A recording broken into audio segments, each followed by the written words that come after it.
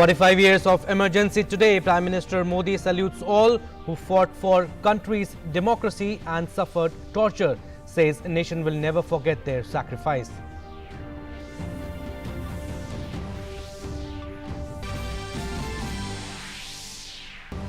Union Home Minister Amit Shah slams Congress on emergency. Says on this day 45 years ago, one family's greed for power led to the imposition of the emergency. Overnight, the nation was turned into a prison. The interest of one family prevailed over party interest and national interest. This solid state of affairs thrives in today's Congress too. ISRO Chief Sivan briefs media, says if space sector is open for private enterprises, potential of entire country can be utilized to scale up benefits from space technology. It will not only result in accelerated growth of sector, but also enable Indian industry to be important player in global space economy.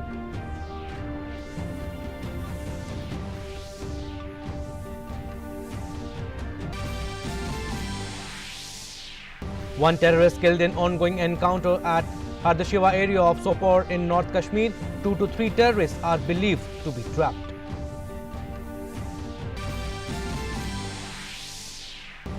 Major setback for Pakistan. Global terror financing watchdog FATF decides to keep Pakistan in the grey list as it fails to check flow of money to terror groups. US State Department report indicts Pakistan on support terrorism. Says Islamabad continues to serve as safe haven for terror groups targeting India and Afghanistan.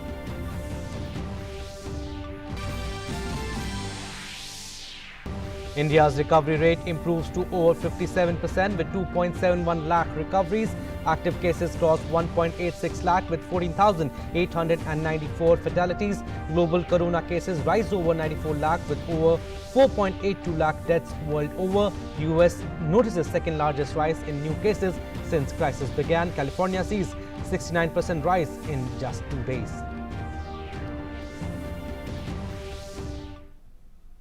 Namaskar, I'm Abhishek Mahajan. Let's start with the top story. On 45 years of emergency, Prime Minister Narendra Modi shared a video. Let's listen in.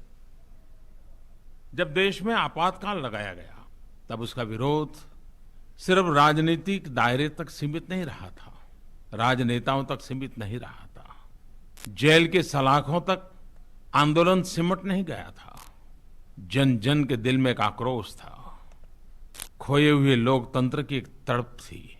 दिन रात जब समय पर खाना खाते हैं तब भूख क्या होती है इसका पता नहीं होता है, वैसे ही सामान्य जीवन में लोकतंत्र के अधिकारों की क्या मजा है वो तो तब पता चलता है जब कोई लोकतंत्र के अधिकारों को छीन लेता है। आपातकाल में देश के हर नागरिक को लगने लगा था कि उसका कुछ छीन लिया गया है, जिसका उसने जीवन में कभी उपयोग नहीं किया था वो भी अगर छीन गया है तो उसका एक दर्द उसके दिल में था। और ये इसलिए नहीं था कि भारत के संविधान ने कुछ व्यवस्थाएं की हैं जिसके कारण लोकतंत्र पनपा है।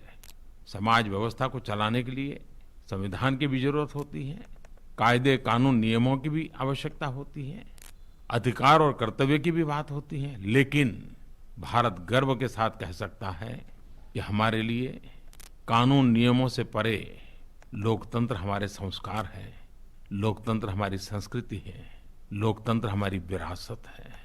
और उस विरासत को लेकर के हम पले बड़े लोग हैं और इसलिए उसकी कमी देशवासी महसूस करते हैं और आपातकाल में हमने अनुभव किया था। और इसीलिए देश अपने लिए नहीं, एक पूरा चुनाव अपने हित के लिए नहीं, लोकतंत्र की रक्षा के लिए आहूत कर चुका था। शायद दुनिया के किसी देश में वहां के जन जन ने लोकतंत्र के लिए अपने बाकी हकों की, अधिकारों की, आवश्यकताओं की परवाह न करते हुए सिर्फ लोकतंत्र के लिए मतदान किया हो, तो ऐसा एक चुनाव इस देश ने 77 में देखा था।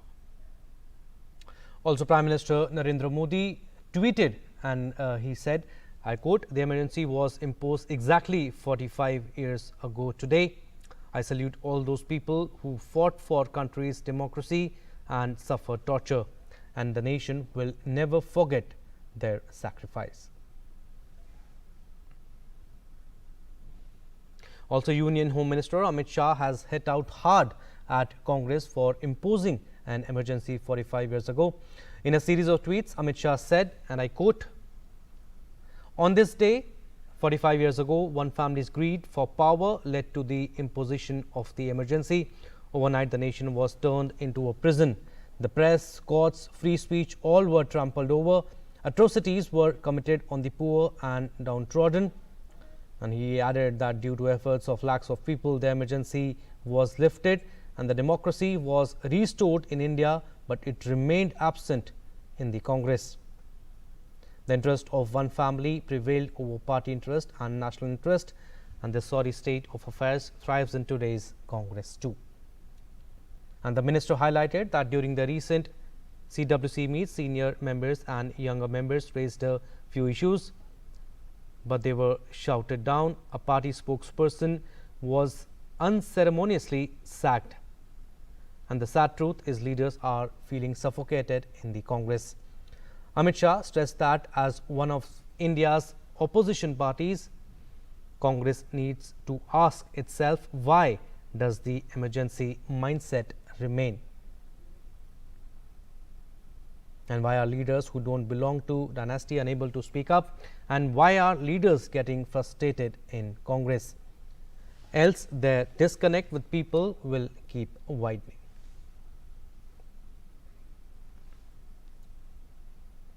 Union Minister and BJP leader Ravi Shankar Prasad today slammed Congress party for its grossly undemocratic behavior. Let's listen in what he said.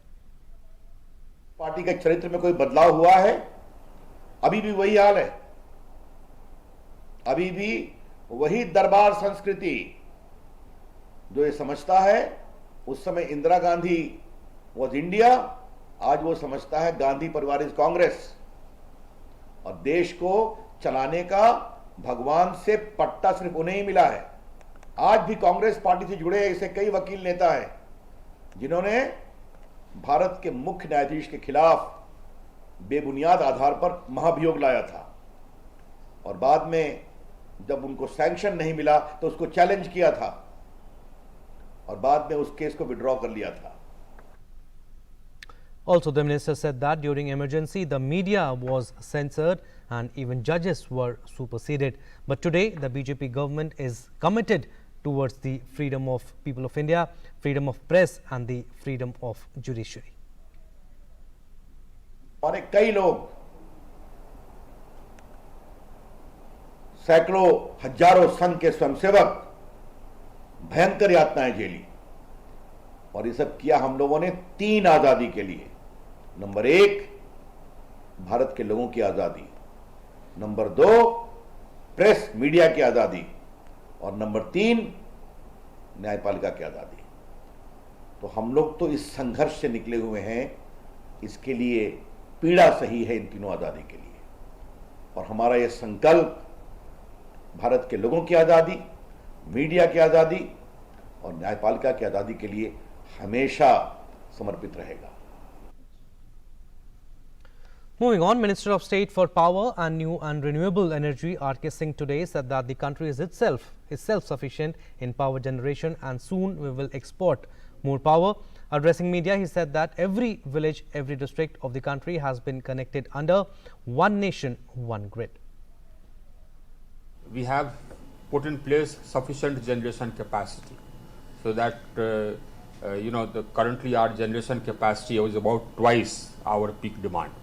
Our peak demand is about 185 gigawatts. Our current established capacity is about 370 gigawatts. We are exporting power. We will export more power. We have connected the whole country into one grid, one nation, one grid. The last piece fell into place when we connected Leh and Ladakh. And now we are in the process of strengthening the interzonal transfers. That also we have increased from 22,000 megawatts to about 100,000 megawatts. Now moving on, let's talk about the privatization in the space sector. ISRO Chief Sivan has said that the government's decision to open up space sector for the private enterprises will ensure implementation of reform measures to leverage ISRO's achievement. While briefing media, he said that space sector, where India is among handful of countries with advanced space technology, can play significant role in boosting industrial base of India. Department of Space will promote private sector space activities to enable it to provide end-to-end space services, including building and launching of rockets and satellites, as well as providing space-based services on commercial basis. Till now, ISRO only has been carrying out this research and development as well as operational activities in the area of launch vehicle, satellite, launching, as well as developing satellite applications. If the space sector is opened up, the potential of the entire country can be utilized to scale up the benefits from space technology. This will not only result in an accelerated growth of this sector, but will enable Indian industry to be an important player in the global space economy. With this, there is an opportunity for large-scale employment in the technology sector and India becoming a global technology powerhouse. And the ISRO chief also said that an autonomous nodal agency under Department of Space with the name InSpace will be set up to enable the opening up of space sector for the private players and synergize the efforts. So, InSpace's structure and other details will be worked out in the coming days. We need to have a mechanism to allow the private players to carry out space activities, considering it involves safety, security and quality aspects. Therefore, government has approved establishment of an autonomous nodal agency called Indian National Space Promotion and Authorization Center, that is InSpace, under Department of Space, as a separate vertical for taking independent decisions with respect to permitting and regulating the activities of private companies in space sector. And also expressing satisfaction that many private companies have already come forward, Sivan said that others must start applying as soon as possible. Private companies need not wait for the system to be formalized. They can start applying through Department of Space in the interim. We will process the requirements and do the needful even now itself. In fact, already private companies approached us for the use of space ISRO's facilities, and we are processing the request very fast track mode. Moving on, Union Health Minister Dr. Harshvardhan launched the e-blood services app, an initiative of the Indian Red Cross Society dedicated to the fight against the COVID-19 and tiding over the crisis.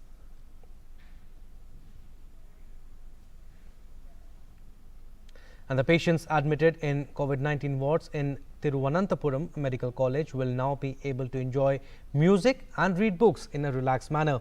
In a bid to minimize stress in COVID-19 patients, new wards of the Medical College Hospital are equipped with music systems, including a 24-hour FM channel and a library for book reading.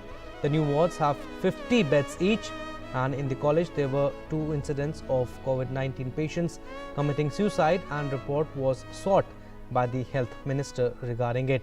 So, the new upgradation and renovation of the COVID wards were undertaken after reports suggested to minimize stress level in COVID patients who are in isolation, and the health minister K.K. Shailaja gave the approval.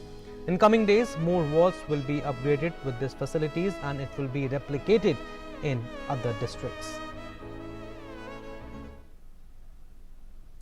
Moving on, continuing the mission of repatriation of Indian citizens stranded overseas, INS Jalashwa, deployed under Operation Samudra Setu, will bring back Indians from Bandar Abbas in Iran. The ship arrived off Bandar Abbas yesterday, and embarkation of Indian nationals commenced today morning.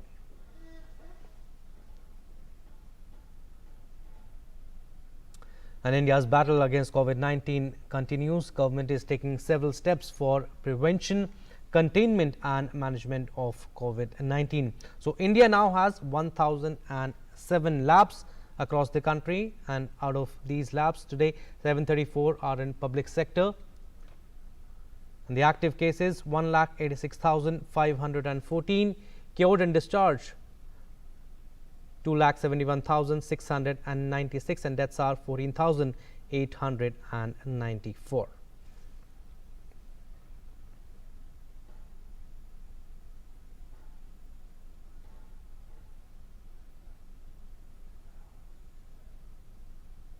And let's now take a look at the COVID-19 update from across the world.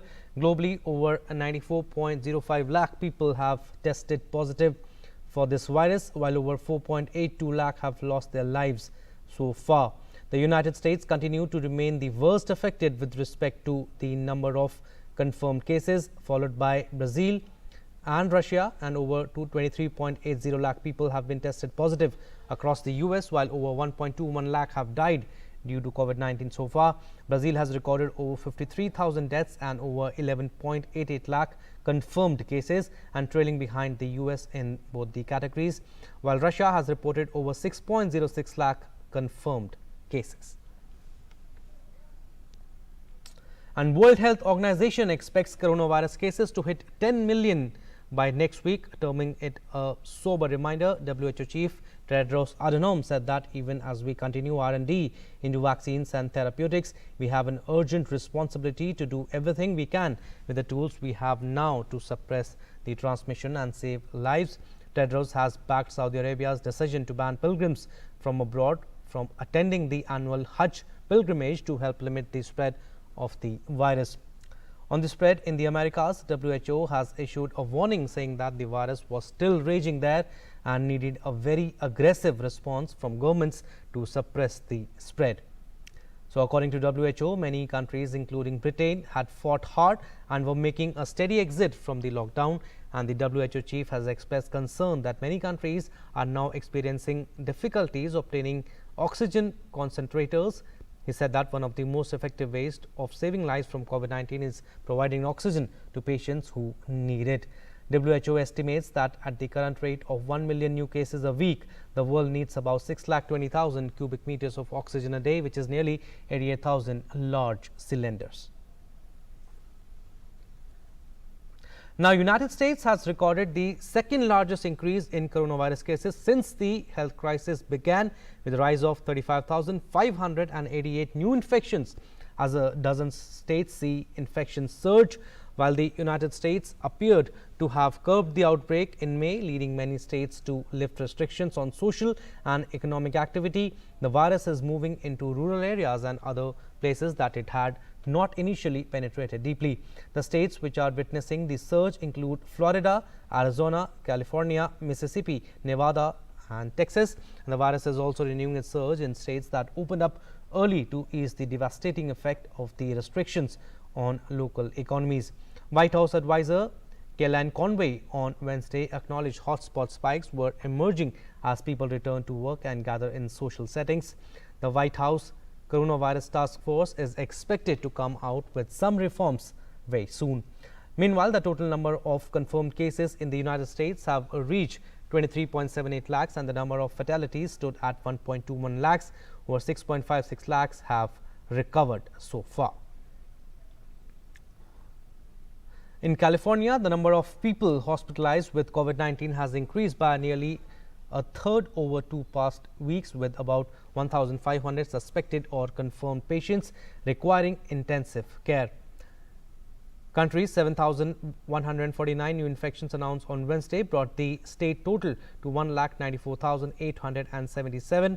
California Governor Gavin Newsom said that in the last few days the numbers have increased some 69%. He further added that numbers are expected to increase when test results from people who participated in massive anti-racism protests start coming in. And in UK, a clinical team at Imperial College London administered a COVID-19 vaccine candidate to the first healthy participant in their clinical trial. Over 300 people will have the potential COVID-19 vaccine over the next few weeks following successful animal trials. After the first phase, a follow-up trial is being planned for October involving 6,000 volunteers. The vaccine uses synthetic strands of genetic code called RNA, which mimic the virus rather than using a weakened or modified form of virus, which is how many traditional vaccines are made. The Imperial College method is a new approach to vaccine production designed to enable the immune system to respond to the virus without having to develop COVID-19. The team behind the research at the Imperial College hope the vaccine could be distributed in the UK and globally from early 2021.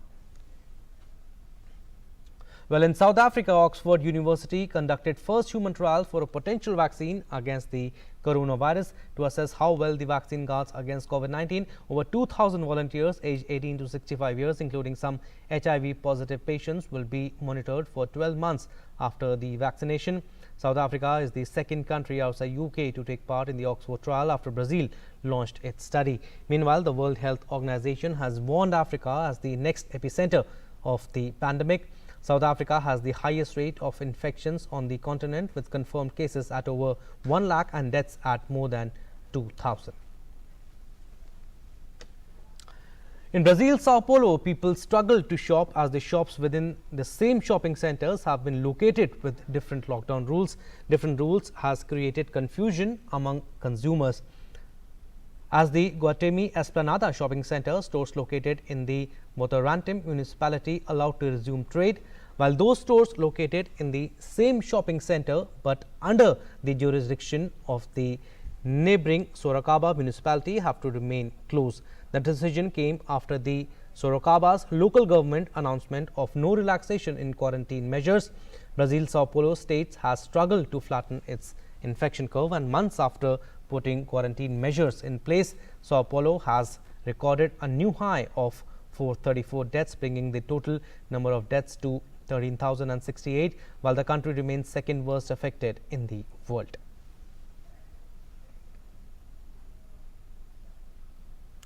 Well, that's all we have at this news bulletin. Stay tuned for more news and updates. Namaskar.